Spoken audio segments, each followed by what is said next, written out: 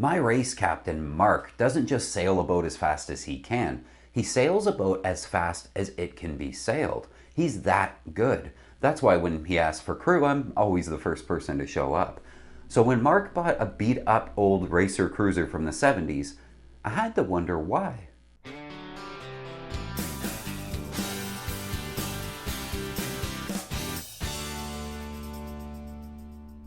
Sub $10,000 boats can be very hard to find.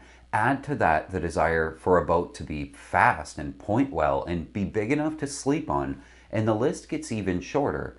But I was talking to somebody this morning who's buying one of these right now, and the boat we couldn't get away from was the Pearson 30. Practical Sailor did an article on this boat back in 2000, which I'll link in the description, because if you're watching this video, you're likely looking at a Pearson 30 right now and want to absorb all the info on these things that you can. But let me tell you what I know about this boat.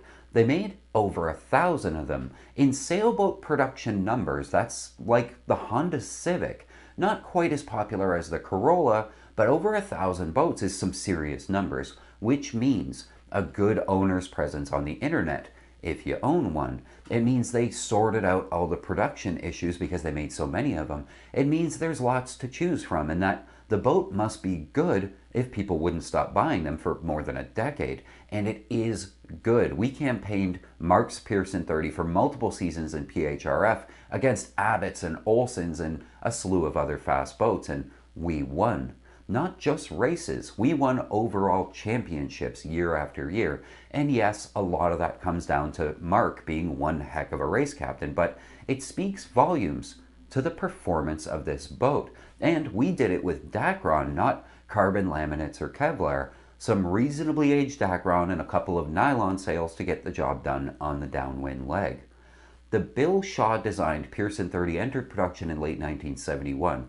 By January 1st, 1980, 1,185 of the fin keel spade rudder sloops had been built in the company's Portsmouth, Rhode Island plant.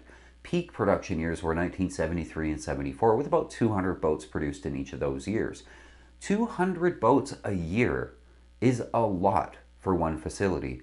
Production tapered off to about 70 boats per year in the last years of production, and the P30 was discontinued in 1981 model, later replaced on the Pearson line by the Pearson 303, another great boat. The Pearson 30 swept back fin and scimitar-shaped spade rudder are fairly typical of racing boat designs from the late 60s and early 70s, but look somewhat dated next to today's high-aspect fin keels and rudders. The boat's underwater shape is really unusual. The hull's basically dinghy-shaped. The sections after the keel are deeply V'd, however, so that dead rise in the forward and aft sections of the boat is similar. Coupled with a fairly narrow beam by today's standards, this provides a hull form which is easily balanced when the boat's heeled, an important consideration in this relatively tender 30-footer. Above the water, the Pearson 30 carries the standard Pearson credo, moderation in all matters. The hull has a moderate amount of conventional shear curvature with modest overhangs at the bow and stern. The cabin trunk is well proportioned, but is of necessity somewhat high to achieve headroom in a small boat without excessive freeboard. Styling is clean and modern. The boat's appearance may not stir the soul, but neither will it offend the eye. The Pearson 30 has a well-proportioned masthead rig. The mainsail comprises 44% of the working sail area, more than that's found on many modern racer cruisers, but a reasonable proportion for a true multi-purpose boat. After years of using the Palmer 22 horsepower and 30 horsepower atomic 4-gas engines, the late model Pearson 30s came with a 2-cylinder universal diesel, which weighs about the same as the atomic 4. Pearson is one of the oldest fiberglass boat builders in the country. Their Triton and Alberg 35 are two of the classic modern boats. With over 20 years of fiberglass boat building experience, Pearson had solved most of the construction problems that seemed to plague some builders. The layup schedule of the Pearson 30 didn't change at all during its production life. The hull structure is hand laid up in a one-piece mold of alternating plies of 1.5-ounce mat and 18-ounce woven roving. 2 layers of omnidirectional mat are used beneath the gel coat to prevent print-through of the first layer of roving, an unsightly but unfortunate problem that happened with some builders back then. Below the waterline, the Pearson 30 hull is a solid 7-ply layup, yielding an average bottom thickness of 0.29 inches. Along the keel, the plies from each side are overlapped, doubling the thickness in that critical area. The top side skin is 5 plies of matte and roving, with an average thickness of 0.21. The deck is fiberglass balsa sandwich. The hull-to-deck joint is made by glassing together the external flanges of the hull and deck. This chemical bond is then backed up by stainless steel self-tapping screws at intervals of about 4 inches. The flanges are covered by an extruded plastic rub rail holder covered by that familiar Pearson soft vinyl rub rail. The Pearson 30's spade rudder has provided the only recurrent problem with this boat. The rudder stock consists of a thick-walled stainless steel pipe. The stock enters the hull through a slightly larger diameter fiberglass rudder tube which projects above the waterline of the cockpit sole, eliminating the need for a stuffing box. The rudder stock rides in 2 Delrin bushings, one at the top and one at the bottom of the fiberglass rudder tube. Wear in those Delrin bushings causes play to develop in the rudder stock, and that wear can be accelerated by failing to tie off the tiller when the boat's at rest, thus letting the stock turn from side to side in the natural motion of the boat. The bushings are owner replaceable when the boat is hauled out, requiring removal of the tiller fitting and dropping the rudder through the bottom of the boat. The bushings can then be pried out and replaced. The Pearson 30's 3,500 pounds of lead ballast is encapsulated in the fiberglass keel molding. This avoids the necessity of keel bolts, but makes the keel more vulnerable to grounding damage. The deck-stepped polyurethane painted mast is supported by the cabin bulkhead and an oak compression column. The column is glassed into the top of the keel. If coaming-mounted Genoa turning blocks are installed, and they are necessary for Genoas larger than 150%, it is essential that large backing plates be used. Some of these blocks, which were improperly installed by owners, have pulled through the coamings, which are a relatively thin solid fiberglass molding. Through-hull fittings appear to be bedded with silicone, a less than ideal choice for underwater fittings. Proper seacocks or gate valves are installed on all underwater openings from the factory, although none are installed with backing blocks, which is highly recommended, and if you find a boat with gate valves, they should be replaced immediately with conventional through-hulls. Chain plates, where visible, are properly bolted to primary structural bulkheads on this boat.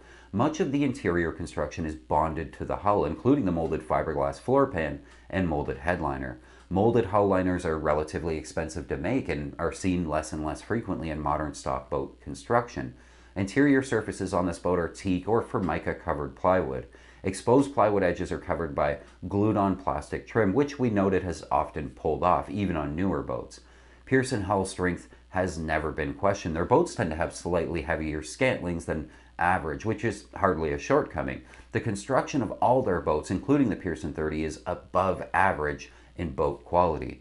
The Pearson 30 is an active sailor's boat. We find it responsive and a pleasure to sail. It's also tender and very sensitive to the proper sail combination. All owners responding considered the boat to be somewhat tippy. The P30 does in fact put the rail under quite easily. In 15 knots of apparent wind, we find the boat is almost overpowered with a full main and 150% Genoa. Gusts of 12 to 14 knots bury the rail, slowing the boat down. The P30 does not, however, carry a substantial weather helm, even when she's overpowered. Any tendency to round up or spin out can usually be controlled by a strong hand on the tiller and easing the mainsail.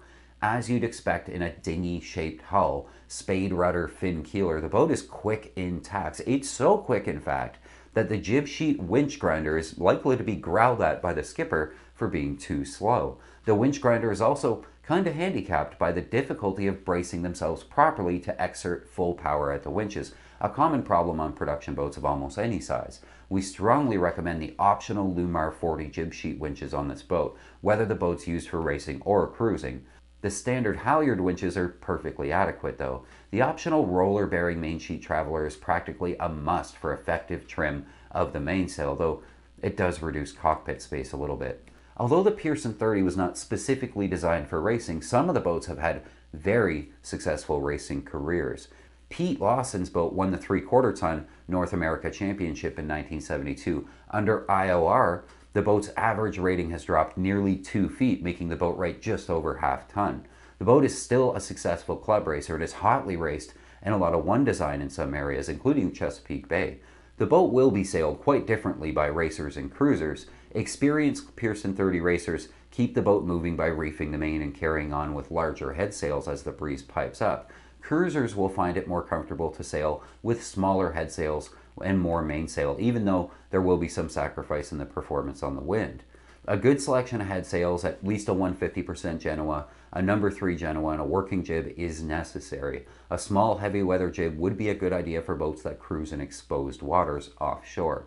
The Pearson 30 was an industry success story. The boat is fast and responsive. Finish quality is above average. The interior is comfortable and reasonably roomy, with limitations inherent in any 30-footer. Many of the minor design problems can be corrected, and probably already have, by imaginative and handy owners who enjoy tinkering.